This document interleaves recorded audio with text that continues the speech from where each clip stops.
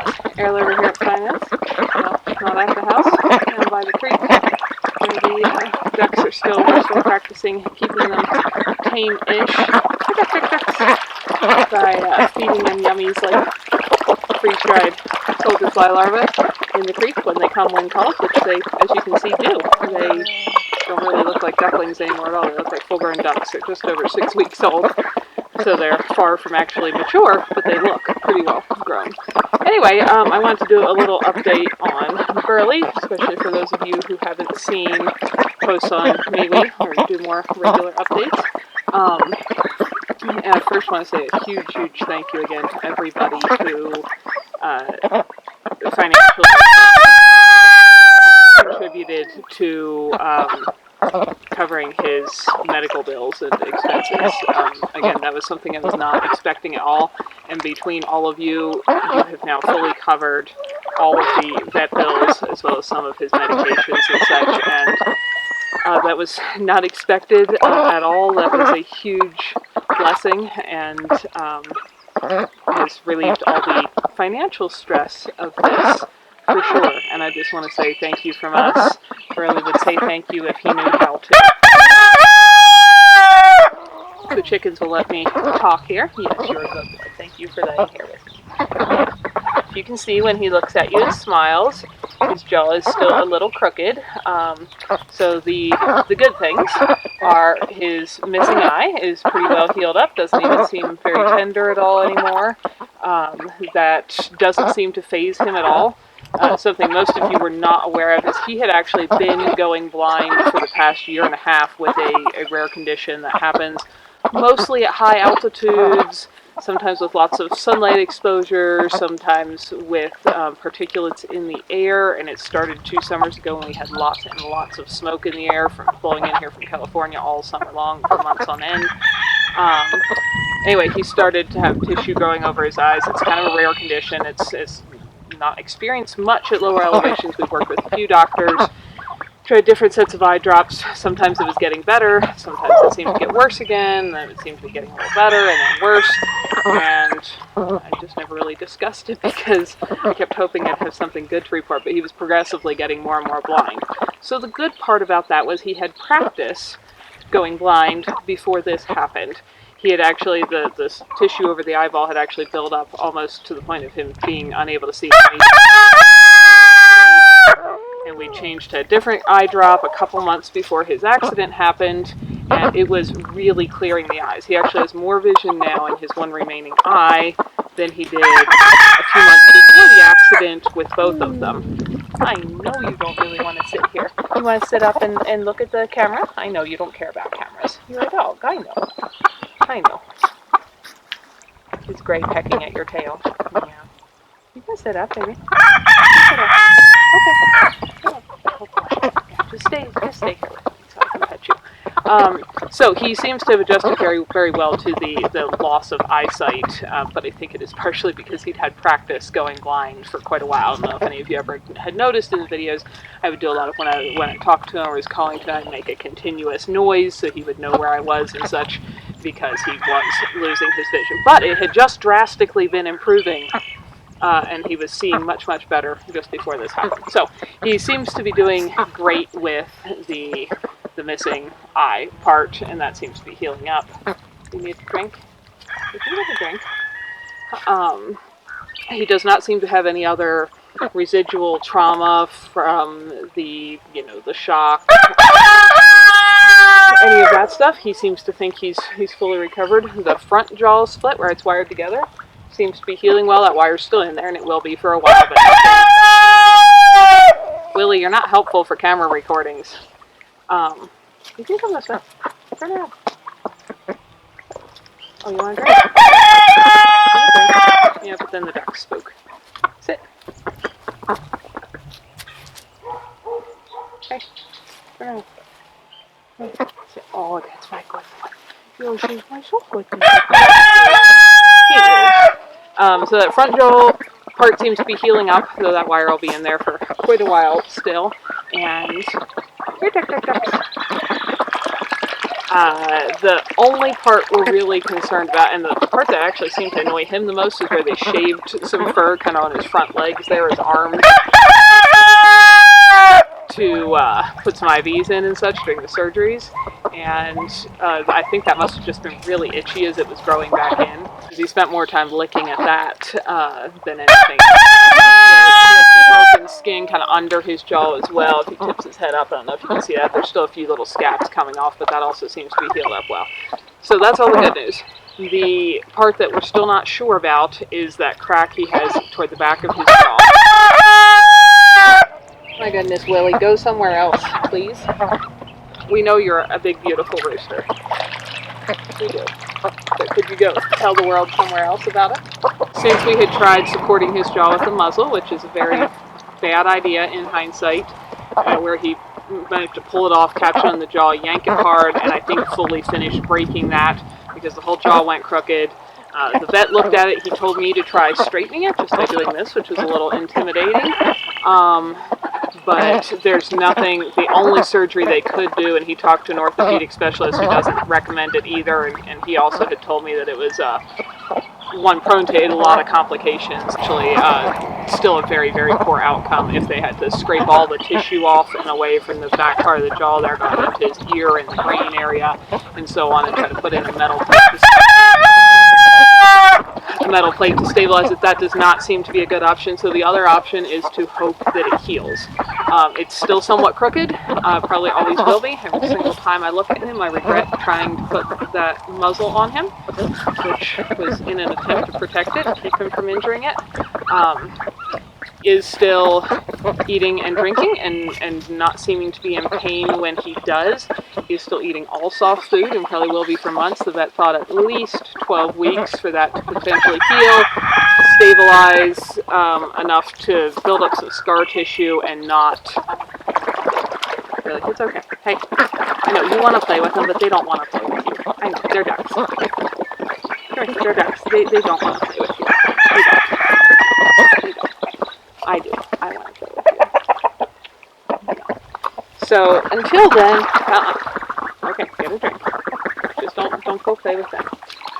I feel like I can't concentrate on anything, and that's how I felt for over 3 weeks now, because everything he normally does in life, and it's worse yet now that he feels fine and he wants to do all of his normal stuff, is almost all of it involves chewing. We are normally outside the majority of every day, and the concern here is if something shifts further so that it can't heal up, or he can't eat or drink, or can't eat or drink without being in pain. The scary part is if any of those things happen, we're still going to lose him, which, come on, come over here, come with me, leave it, good boy, leave it, good boy. This is the really hard part. He doesn't understand. Come on, baby. Up here. Up here. Just lay down with me. Oh, yes, you're wet. Lay down. He doesn't understand why he can't do any of the things he has normally been allowed and encouraged to do in his life, like walk across the stream and pick up his stick and chew it. He normally spent a huge majority of his days, you guys have probably seen in the background of many videos if you've been following for years, chewing sticks, chasing frisbees, sometimes chasing balls, chewing bones, etc. He spends a massive amount of his day chewing. So in addition to eating soft food, we were trying to keep him from doing anything else that puts pressure on that bottom jaw where it could further damage where it's broken there in the back. Digging rodents. He does that. Of course, he digs with his feet, but he also grabs with his jaws. He would grab the sod and yank sod chunks out as he digs them out. And normally, digging out rodents, like our pocket gophers around the garden, that's highly encouraged. But right now, he can't do any of that. So he thinks that I'm torturing him a little bit, for sure, because if I cannot have my attention focused on what is he doing, is he picking this up, is he doing that, then he has to chill. He despises being left in the house if I'm outside. He will hang out in the house if I'm indoors. But of course, most of the year, we spend most of the day outside, especially at this time of year when there are so many outdoor things to do. Stay here with me. Hey, the ducks don't want to play with you. I know that's so hard because they were your ducklings. I know, but they don't think they're your ducklings anymore. They think they're grown up ducks and they don't want to play with you. They don't. I know. It's very sad. They want to play with each other.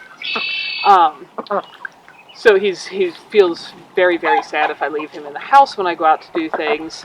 His favorite place to rest and relax is in his little crate in the car. You guys have seen in some of those videos how he leaves the back end of the car open. He will open his crate door himself and put himself in his crate because he absolutely loves relaxing in there. It's like his little personal cave. He's just always loved that since he was quite little.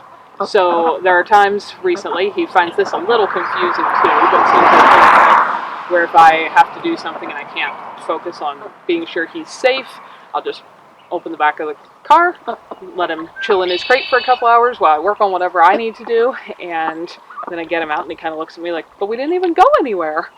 But he does seem content in there, and at least I know he can't hurt himself. So that's the sad and frustrating part, is we don't still know how that's going to heal, and I probably won't have any other solid news on that for months. 4 or 5 days ago, something shifted a little bit again, and he didn't want to eat that night, which really scared me, but he did go back to eating the next morning.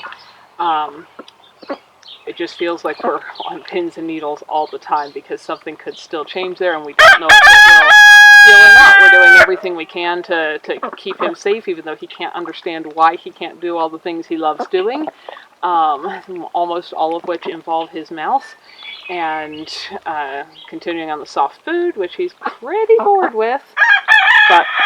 And that's challenging too, because we're also trying to still continue a bunch of the herbal and mineral supplements to help speed that healing. But I can't pry on his jaw to stick pills down his throat, because the jaw is the one thing that can't be moved.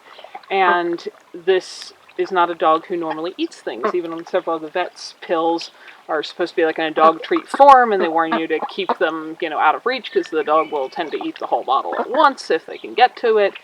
He won't eat them. He will pick them out of ground meat, even when I break them into little pieces and hide them. He hates them. He has never liked treats in his life. I've given up on explaining to people at the bank who lovingly try to give him a treat when we go through the drive-through or something that he won't eat it, so I just keep it and give it to Tana, who will eat all the treats in the world and just about anything else.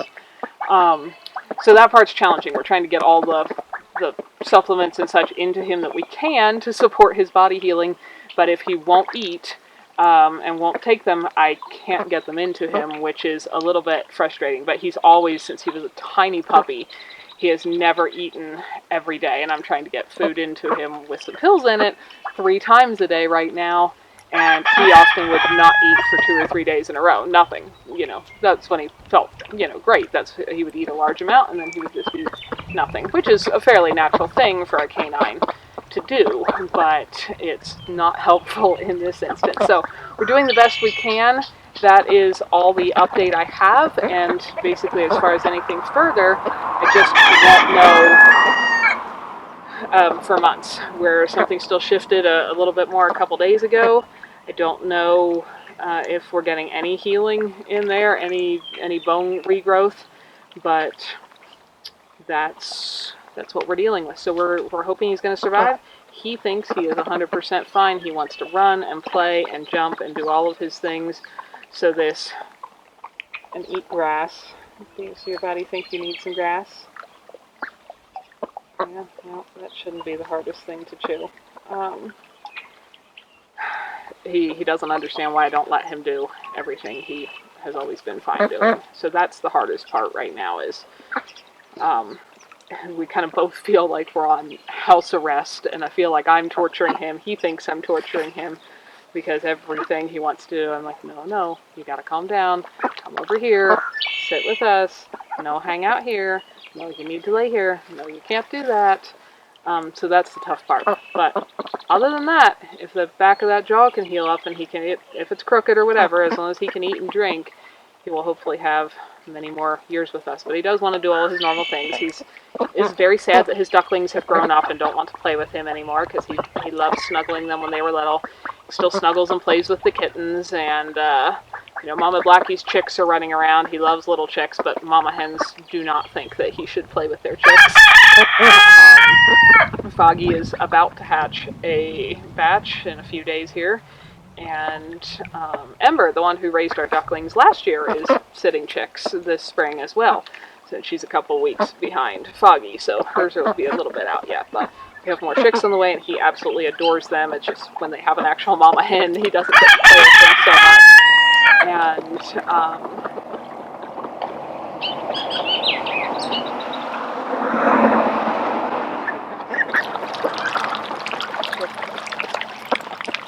we're trying to let him do as much of his normal things as we can safely. So he hangs out beside me while I water the garden, or put weeds in it, or walks back and forth with me while we hoe thistles out of the yard, and comes along for everything I think he can do safely. But that's where we're at, for everyone who's wondering, and we are enjoying watching it turn into spring. Our little poplars here are starting to get actual leaves, which is exciting to see. Hopefully in a few more days things will be more leafed out. That's a currant bush over there, the greenest looking thing. They're always the very first thing to grow leaves in this area. And it feels like we pretty much went directly from winter into summer with very little spring, because now it's been 70 degrees and we actually have smoke rolling in, which I'm told is from Canada. So the last few days have been extremely smoky again, and we hope that's not the start of it being smoky from now till the snow flies. But that's a little bit of what we're up to and how Burley is doing, and we'll continue to do other videos as we have time or roosters allow. And we want to express our great gratitude to all of you guys for completely relieving the financial burden of his accident. And we are hoping for him to make a full recovery, but it's a bit of a long and slow and tedious process. And I would like to be able to say this happened and we know he's good now, but it's probably going to be months before we know one way or the other what actually is going to be the outcome. That's where we're at. Gotta go get some stuff watered, weeds pulled. I am kind of exhausted. The constant attention to try to be sure he does not further injure himself with that jaw, on top of everything else that needs done right now, which is absolutely everything. It's just tiring. And then I don't think my body's adjusted yet to the heat. It's getting into the 70s, which I'd rather if it never got over 65 degrees ever. And I think our bodies, he's been too hot too, as have the chickens, and I think all of us are still adjusted for the below freezing temperatures. So it gets to 70 and you feel like you're going to have a heat stroke. But anyway, we've got things to do, so we're off to do them. That's how life is going here at the moment.